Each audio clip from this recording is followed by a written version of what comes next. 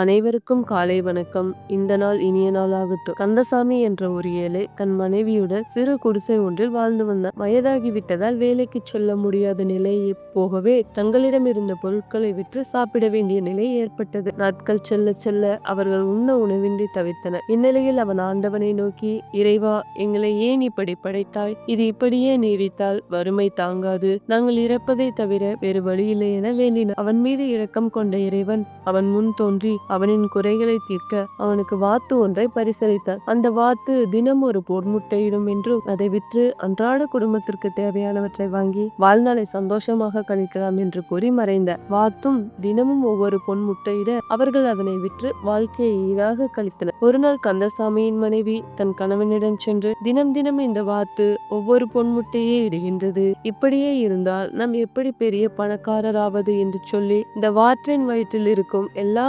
முட்டைகளையும் நாம் எடுத்தால் அதை விற்று பெரிய பணக்காரராகி விடுகலாம் என்று ஒரு உபாயம் சொன்னார். இதை கேட்ட கந்தசாமிக்கும் அது சரியென தோன்றியது. உடனே கந்தசாமி அந்த வாத்தை பிடித்து வாத்தின் வயிற்றில் இருக்கும் எல்லா முட்டைகளையும் எடுக்க வாத்தை கொன்று அதன் வயிற்றை கிழித்தான்.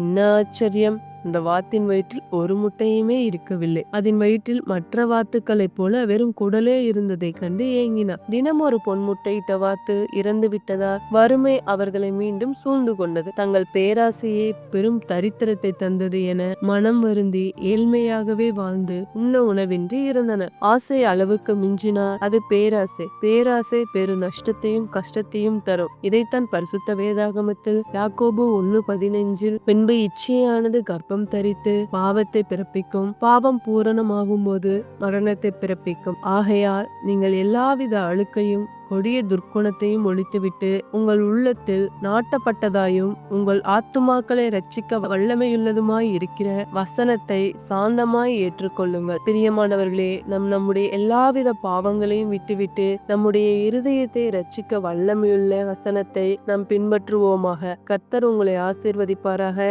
இந்த நாள் இனிய நாளாகட்டும்.